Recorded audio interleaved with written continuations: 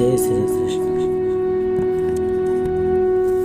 सुखदेव जी बोले, हे राजन, जिस समय श्री कृष्ण जन्म लेने लगे उस समय सभी के जी में ऐसा आनंद उपजा कि दुख का नाम भी ना रहा। हर्ष से लगे वन उपवन हरे और फूलने, नदी नाले सरोवर झरने, उन पर भांति भांति के पक्षी हिलोले करने लगे और नगर नगर गांव गांव घर घर मंगलाचरण होने लगे। ब्राह्मण यज्ञ रचने लगे। दशों दिशाओं दिक्पाल हर्ष ने बादल व्रजमंडल पर फिरने लगे। देवता अपने अपने विमानों में बैठे आकाश में फूल बरसाने लगे।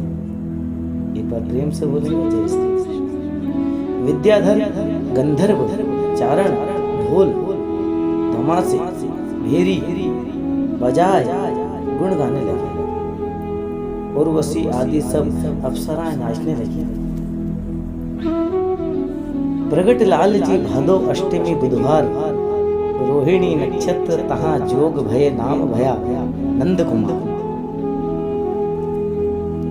भगवान ने जिसका मेघ वर्ण चंद्रमुख कमल नयन पीतांबर काछे मुकुट धरे वैजंती माला, रत्न जड़ित आभूषण पहरे चतुर्भुज रूप के शंख चक्र गदा पदम लिए वसुदेव देवकी के दर्शन दिए। जैसे ही वसुदेव को देवकी को दर्शन दिए, देखते ही अचंभे में हो गए। उन दोनों ज्ञान से विचारा तो आदि पुरुष को जाना। तब हाथ जोड़ विनती कर कहा, हमारे बड़े भाग्य हैं जो आपके दर्शन दिया और जन्म मरण का निवेड़ा कर दिया। इतना कहा, अपनी पहली कथा सब सुनाई। जैसे ही कंस ने दुख दिया था, तब श्री कृष्णचंद्र बोले, तुम किसी बात की चिंता मन में मत करो, क्योंकि मैंने तुम्हारा दुख दूर करने के लिए ही जन्म लिया है। पर इस समय मुझे गोकुल पहुंचा दो और इसी समय यशोदा की लड़की हुई सो कंस को ला कर दे दो। अपने जाने का कारण कहता हूं तो सुनो कि नंद यशोदा तब करो मोही सो मन लाए, देखियो चाहत बाल सुख रहो कछुक दिन जाए। फिर कंस को मार आन मिलूंगा, तुम अपने धीरे धीरे। इस प्रकार समझा कर श्री कृष्ण बालक बन रोने लगे और अपनी माया फैला दी। तब तो वसुदेव देवकी को ज्ञान हुआ और जाना कि हमारे पुत्र हुआ। यह समझ 10 सहस्त्र गाय मन में संकल्प कर लड़के को गोद में उठा छाती से लगा लिया। उसका मुख देख दोनों लंबी लंबी सांस भर भर कर आपस में कहने लगे कि जो रीति से इस लड़के को भगा दो, पापी कंस के हाथ से बचे। वसुदेव बोले कि विधि ना बिन राखे नहीं कोई, कमल लिखा सोई फल हुई। कर जोरे तब देवकी कहे, नंद मित्र गोकुल में रहे। पीर यशोदा हरे हमारी, नारी रोहिणी तहा तिहारी।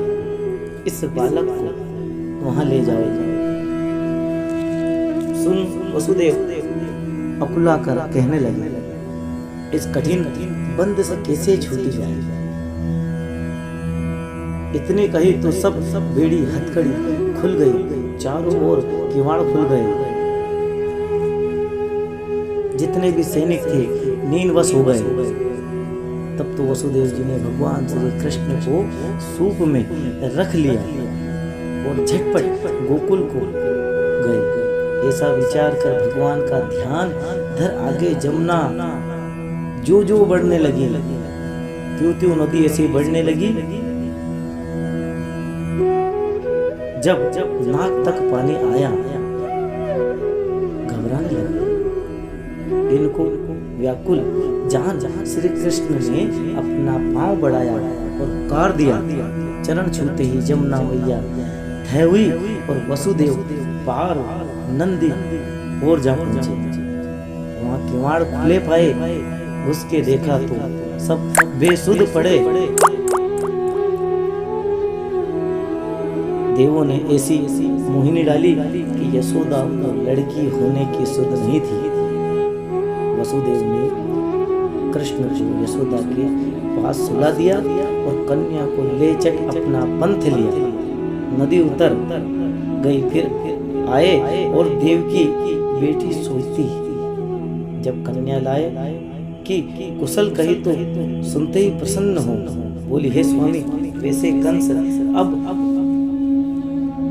मार भी डाले इस कन्या को तो मुझे कोई चिंता नहीं है, क्योंकि इसके हाथ से अब हमारा पुत्र बच गया। वसुदेव जी आते ही दोनों अपने अपने हथकड़ियां पहन ली।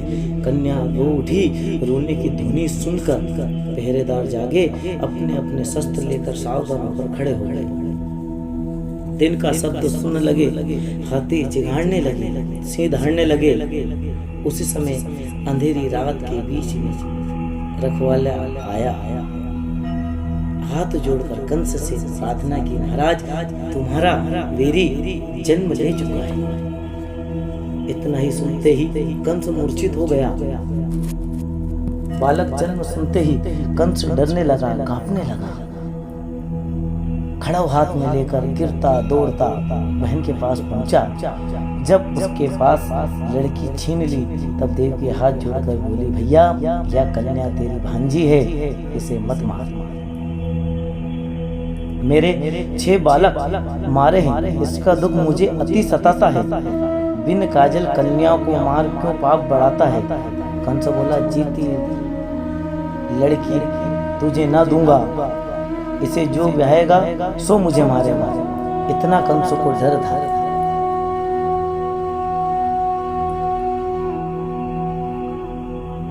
और वहां से उस कन्या को हाथ में उठाया और पत्थर पर मारे, त्यों ही हाथ से छूटकर कन्या आकाश को गई और पुकार के कह गई, अरे कंस, मेरे पटकने से मुझे मारने से क्या हुआ? तेरा वेरी तो जन्म ले चुका है, अब तेरा जी ना बचेगा। ऐसे कंस को उस बालिका पर दया भी नहीं आई। दया न आई कंस को, घड़ा पाप का फूट, पत्थर से पटकन लागो कई हाथ से छूट। कन्या आकाश में चली गई, बिजली के रूप में प्रकट होकर उद्योदिश कहा कंस कि तू अब नहीं बचेगा। जय श्री कृष्ण।